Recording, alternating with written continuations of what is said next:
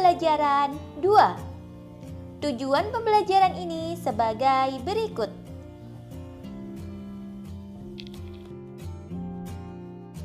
Keragaman budaya menghasilkan keragaman karya seni. Salah satu contoh karya seni berupa seni rupa. Perhatikan gambar-gambar karya seni berikut. Ada montase, kolase, mozaik, dan karya aplikasi. Karya-karya tersebut memiliki persamaan, yaitu keempat karya tersebut dibuat dengan teknik tempel. Perbedaan karya kolase, montase, mozaik, dan aplikasi yaitu untuk montase dibuat dengan menempelkan gambar-gambar yang telah jadi sebelumnya, yang kemudian disusun ulang membentuk gambar adegan yang baru. Sedangkan kolase dibuat dengan memadukan aneka bahan seperti kayu, kain, kemudian ditempelkan pada permukaan gambar. Untuk mozaik dibuat dengan menempelkan potongan-potongan atau kepingan bahan yang lebih kecil daripada bahan-bahan pada kolase dan bahan tersebut hanya sejenis saja. Karya aplikasi dibuat dengan menempelkan suatu bentuk dari bahan tertentu, biasanya diterapkan pada kerajinan kain. Cara membuat karya montase, yang pertama, tentukan tema karya, misalnya tentang keragaman budaya di Indonesia. Lalu, buatlah rancangan karya montase pada selembar kertas. Kemudian, carilah gambar-gambar sesuai rancangan.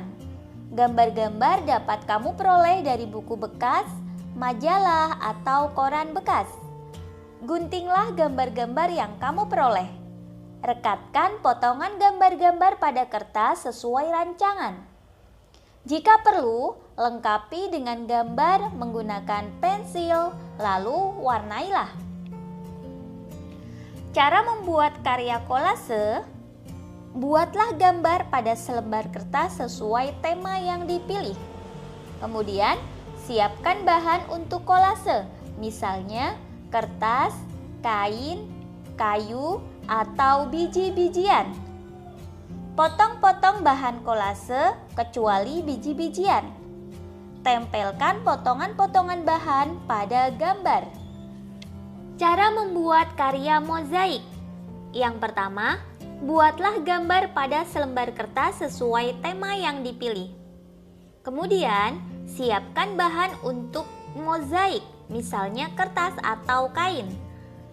Lalu, potong-potong kertas atau kain menjadi potongan kecil-kecil. Selanjutnya, tempelkan potongan-potongan bahan pada gambar.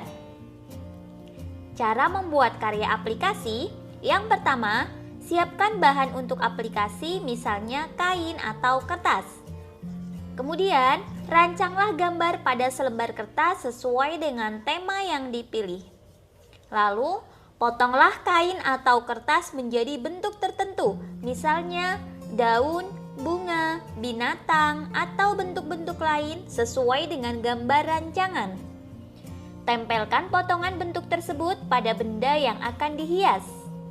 Tempelkan menggunakan lem atau dengan menjahit jika aplikasi menggunakan kain. Percantik dekorasi ruang tamu dengan seni mozaik. Mozaik merupakan seni dekorasi dengan merangkai kepingan-kepingan bahan berwarna seperti keramik, batu, atau kertas. Kepingan-kepingan bahan itu disusun sehingga membentuk suatu gambar.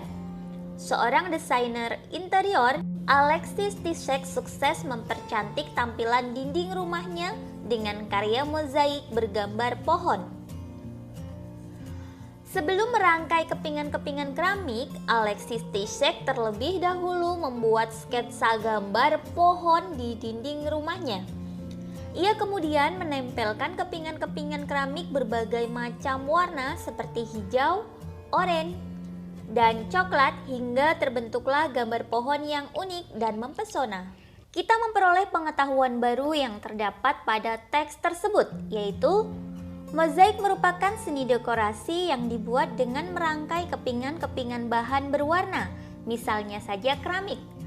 Kepingan-kepingan keramik disusun sehingga membentuk suatu gambar. Sebelum merangkai kepingan-kepingan keramik, terlebih dahulu membuat sketsa gambar. Kemudian, menempelkan kepingan-kepingan keramik berbagai macam warna hingga terbentuklah gambar pohon yang unik dan mempesona. Karya kolase, montase, aplikasi, dan mozaik menggunakan aneka bahan. Bahan yang dapat digunakan misalnya kertas, biji-bijian, bulu binatang, kain, kaca, atau keramik. Setiap jenis bahan akan menghasilkan tampilan berbeda. Tekstur karya juga berbeda. Ada yang bertekstur halus, sebaliknya ada pula yang bertekstur kasar. Secara umum, ada dua macam tekstur permukaan benda, yaitu kasar dan halus. Setiap jenis tekstur memiliki kelebihan dan kekurangan tergantung peruntukannya. Kaca yang bertekstur halus bermanfaat supaya dapat memantulkan cahaya lebih baik. Sebaliknya, ban kendaraan bertekstur kasar. Semakin licin permukaan suatu benda, semakin sulit benda tersebut untuk dipegang. Sebaliknya, benda mempunyai permukaan kasar semakin mudah untuk dipegang. Kekasaran dan kelicinan permukaan benda mempengaruhi nilai gaya gesek yang dihasilkan. Gaya gesek adalah gaya berlawanan arah yang dihasilkan oleh satu benda ke benda lain yang dipengaruhi oleh permukaan benda. Contoh gaya gesek misalnya, gaya gesek antara telapak tangan dengan benda yang dipegang atau gaya gesek antara telapak kaki dengan lantai saat kita melangkah. Gaya gesek antara spidol dan papan tulis saat menulis atau menggambar. Kemudian gaya gesek antara penghapus dan kertas saat menghapus tulisan pensil. Lalu gaya gesek antara roda sepeda yang bergerak di jalan. Kemudian gaya gesek antara lantai dan lemari saat digeser. Manfaat gaya gesek diantaranya, gaya gesek yang timbul saat menggosok-gosokkan telapak tangan bermanfaat untuk menghangatkan tubuh. Gaya gesek yang timbul antara kaki dan lantai saat kita berjalan bermanfaat membuat kita tidak terpeleset. Gaya gesek yang timbul saat batang korek api digesekkan pada permukaan yang kasar bermanfaat untuk menghasilkan api. Gaya gesek yang timbul antara rem dan cakram bermanfaat untuk membuat kendaraan melambat atau berhenti. Gaya gesek yang timbul antara sapu dan kain pel dengan lantai bermanfaat untuk membersihkan lantai.